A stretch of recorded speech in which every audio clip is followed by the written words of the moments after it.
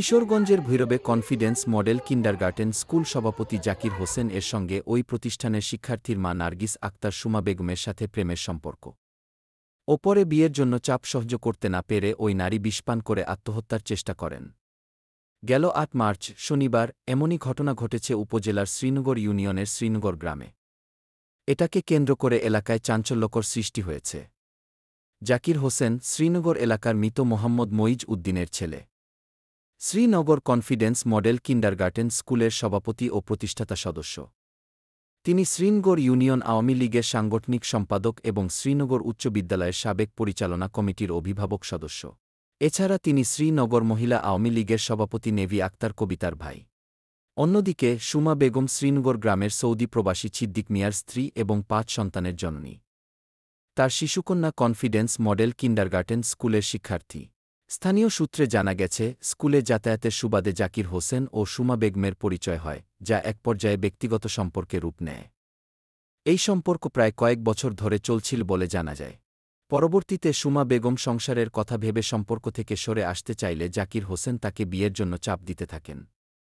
এমনকি বিয়েতে রাজি করানোর জন্য আরও কয়েকজন ব্যক্তিকে মাধ্যমে ব্যবহার করা হয় বলে জানা গেছে।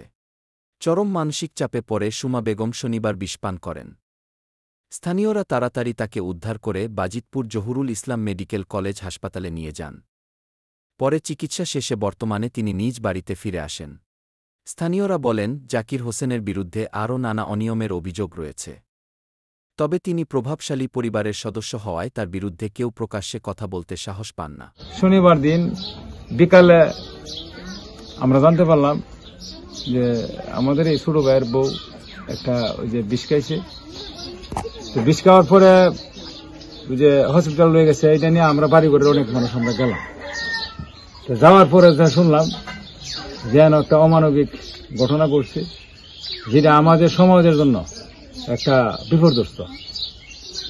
কাজে এই নামটা এবং কে বা কারা কারা ঘটনা দায়ী এটা এখানে সবাই জানে। ওখানে রোগী আছে হসপিটাল। এই কারা কে বা কারা কারা এই ঘটনার সাথে জড়িত এটা রোগী নিজে বলবে যদি বলার প্রয়োজন পড়ে।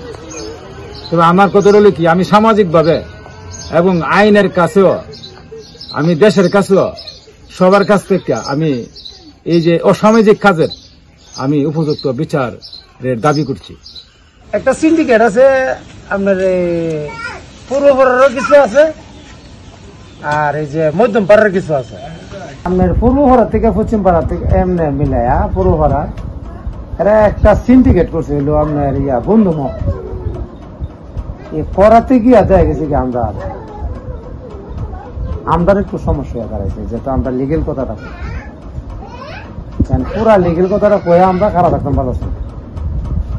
আমরা সমস্যা হইলে এই জায়গা সরাসরি আপনার লোকে আমি যে একটা বয়ান দিব, এই বয়ানটা আমরা দেওয়া সম্ভব না। কারণ কি লিগে এরা ওই গেল আরো করে বুঝলেন না, এই যে একটা প্রভাবের হইতে করে লইছি। এমনি আমরা প্রতিবাদ করতে পারি সরাসরি, কোনো সমস্যা নেই। কারণ ওই মেয়েটা আমরা হলে গেছিলাম জানবার লাগি। আমি প্রথম দিন 4-5 দিন গেছিলাম, তার কথা বুঝি নাই। আর হ্যাঁ জামাইয়া বলতেছে কি ভাই জি দুই করে না করে মামলা করো, অসুবিধা যত টাকা লাগে আমি দেবো, সমস্যা নেই। এখন তারা বিভিন্ন জায়গা থেকে হুমকি আইতেছে। আমরা যে গেছি ওই ছেলেটারে না জাকির হুমকি দিতেছে, বা জাকিরের আশেপাশে আমার বাড়ির 4-5 মেয়ের জামাটের হুমকি। হ্যাঁ হ্যাঁ, বাইরে যাচ্ছে না, কারুলিয়া চলবে। আমার বাড়িরও আছে এবং হ্যার কিছু সংগঠন আছে, বাবুল, তারপর আপনার রুবেল, হ্যাঁ হ্যাঁ, তারপর আপনার আরো দুটো নাম আছে হোসেন। ওনারা বোধহয় আপনার জাকিরের পক্ষ হয়ে দালালি করতেছে। দালালি বলতে হলে মেয়ের ফাওয়া ধরে জাকিরের টেকা খাইছে। সুখ করে মেয়ের ফাওয়া ধরে বলিছে যে তুই সিদ্দিকের চাইরা জাকিরের বিয়া করে দেখে সিরি কইতেছে কি আমার 4টা ছেলে মেয়ে আছে। জাকির হইলো মনে করেন ওই বাগাবাড়ির বংশের, শ্রীনগর হাই স্কুলের মোড়ের তার বাড়ি। ওইখান থেকে ওইদিকে যায় আমাদের বংশের প্রায় 20-30 থেকে 30টা ফ্যামিলি আছে ওইদিকে। ওনার থাকে মেয়ে বাদে তো আরো লোক আছে না। ওই যে তথ্য পাইলেন হোসেন, শুক্র আলী, রুবেল, হ্যাঁ বাবুল, এরা 4 জনের মাধ্যমে মানে এরা 4 জনের কান্দ ভর করে ওই ছেলেটা ওই জায়গায় আইতো আর কি। আয় মেয়েটার সাথে মনে করেন দীর্ঘদিন যাবত, প্রায় 1 বছর যাবত এরকম সম্পর্ক আছে, পরে গিয়া যেটা বললে আর কি। এদিকে এ বিষয়ে জাকির হোসেনের সঙ্গে মোবাইল ফোনে যোগাযোগের চেষ্টা করা হলে তার ফোন বন্ধ পাওয়া যায়।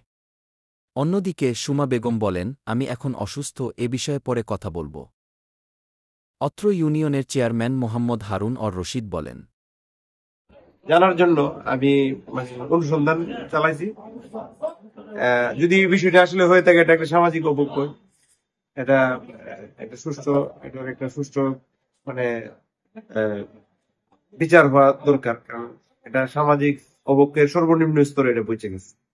আমি এই বিষয়টা অবহিত হয়ে যদি পরবর্তীতে বলা দরকার হয় এখন। শিক্ষা প্রতিষ্ঠানের নেতৃত্বে থাকা ব্যক্তিদের বিরুদ্ধে এই ধরনের অভিযোগ শিক্ষা ব্যবস্থার জন্য উদ্বেগজনক। বিষয়টি নিয়ে স্থানীয়দের মধ্যে ব্যাপক প্রতিক্রিয়া দেখা দিয়েছে। অনেকে এর সুষ্ঠু তদন্ত ও যথাযথ ব্যবস্থা গ্রহণের দাবি জানিয়েছেন।